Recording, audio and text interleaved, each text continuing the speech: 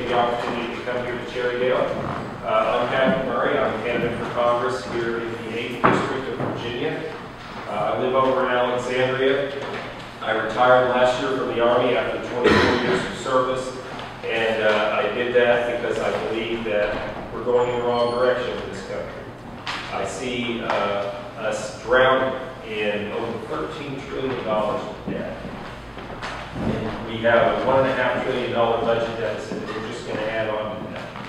We are not energy self-sufficient, nor are we adequately pursuing renewable energy alternatives here in America that we could be doing. We hear a lot of talk, but we don't see a whole lot of action. And so I'm concerned about those things, and I'm concerned about how we got to where we are.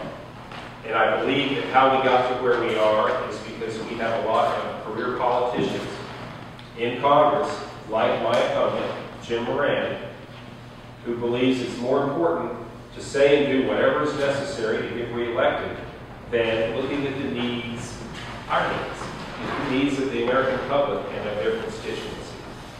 And so over the course of this campaign, we've had numerous debates together, and it sets up a very clear contrast for the voters, I believe, because I've had the opportunity to ask him, what, if you're reelected, will you do differently in light of the debt, the deficit, the traffic that we have. We've had numerous discussions about the MARC Center that's gone in on I-395 with no metro stop, no exit. My friends in West Alexandria say the sun sets at 3 o'clock. That building's so tall. But nevertheless, what are you going to do differently, Jim? I asked him, and he quite candidly and openly says, I'm not going to do anything differently. He says he's going to continue to earmark. He's going to continue to spend money because that's what's worked for him in the past. Well, I think that there's a better way. And I think that it is time that we start to make some prudent and difficult decisions because we can't keep spending the money that we have. We're seeing the writing on the wall right now, ladies and gentlemen. You saw it earlier this year in Greece. We're seeing it right now in the United Kingdom. Just today, they're talking about the cuts that their federal government's doing. 19% on average. Every one of their federal departments and agencies is making a 19% cut. Can you imagine? I've been talking about 2% cuts in the federal agencies on the discretionary side, and I get beat up by Jim Moran for that. They're making 19% cuts. They are cutting 500,000 federal workers. Now that's a lot bigger percentage per capita for them than it is for us. But imagine if we had to cut 500,000 federal workers. They're having to do that because they didn't cut 2% when they could. They didn't cut less when they could. And I think that we have to send some people, some leaders to Congress who are willing to be pragmatic and not partisan, reach across the aisle and work in that sort of a pragmatic fashion to find some common sense solutions that are in the interest of the American public and the 8th District of Virginia and not focus on how to get reelected. So I'm going to stop right there. Thank you all very much. I'm happy to sit here as long as you like and take questions. I think that what happened with No Child Left Behind, while they may have been well-intentioned, I think we need to undo a lot of that bureaucracy. And while I agree with some of the things that President Obama and Arnie Duncan are doing with Race to the Top, I worry that we're just replacing one top-down driven system with another. And I think that education is, there's a role for the federal government in a lot of things. I think in the case of education, I like the idea of government closest to the people, government the best.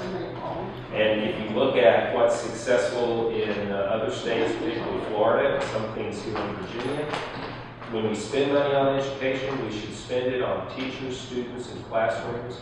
We should hold teachers accountable and schools accountable. And we should also not have focus on fundamentals. You talk about science and mathematics and where we've gotten. I don't think we're focusing on fundamentals enough. Diana's part of my campaign. She is an educator, and she talks about, she's worked with some Sudanese from Southern Sudan It's amazing, and I've actually, in the course of my service, been to Darfur and Sudan.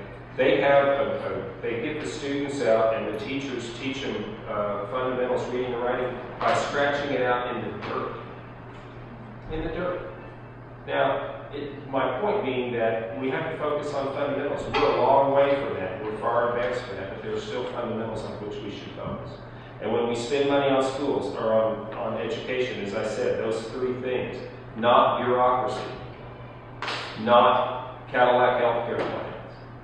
We need to focus on those three things. And another thing, which is really an adjunct that is important to me, that I know is a little controversial because it dips into immigration. We have a lot of immigrant students here who really take the hard science courses and get the engineering degrees and the mathematical degrees and the medical degrees, and they want to stay here. They choose to live in America. But because of their visa issue, the H-1B visa, they have to go back home. All of that knowledge and desire that we could put to use here goes back to India or China or wherever they're from.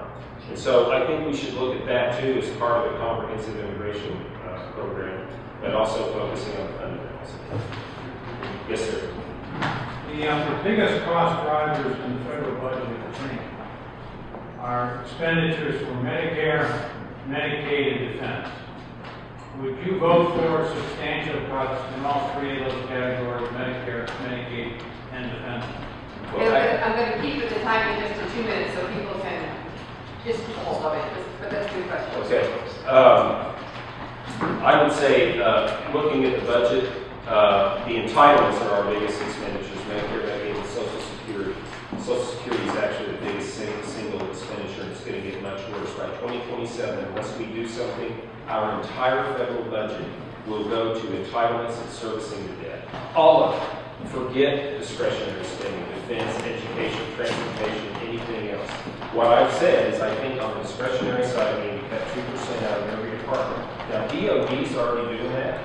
Secretary Gates announced sometime back that they were looking to find 2% of savings, and I think they should do, all the departments should do that, and I agree for the next 3 years. On entitlements, I fervently believe, and this is where I think that we have to have a nonpartisan issue, because politicians on both sides be at the other side, and anyone tries to step up and talk about entitlement reform, they get kicked to the curb, and there's a lot of scare tactics and language that goes out. What I believe, my mom's 94 years old. She thinks she's my campaign manager, that she's on Social Security and she's on Medicare. And anybody who's 55 or over shouldn't have their Medicare touched or their Social Security. We can do that. But for people under 55, there's no guarantees. And we've got to have entitlement.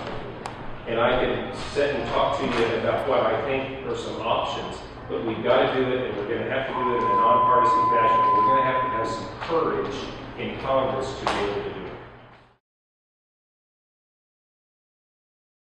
What I see right now are taxes the way they are, and my thought is, why in the world would we want to raise taxes in the middle of a recession? So I think we should just leave taxes where they are. I don't think we should cut taxes. So you would extend them?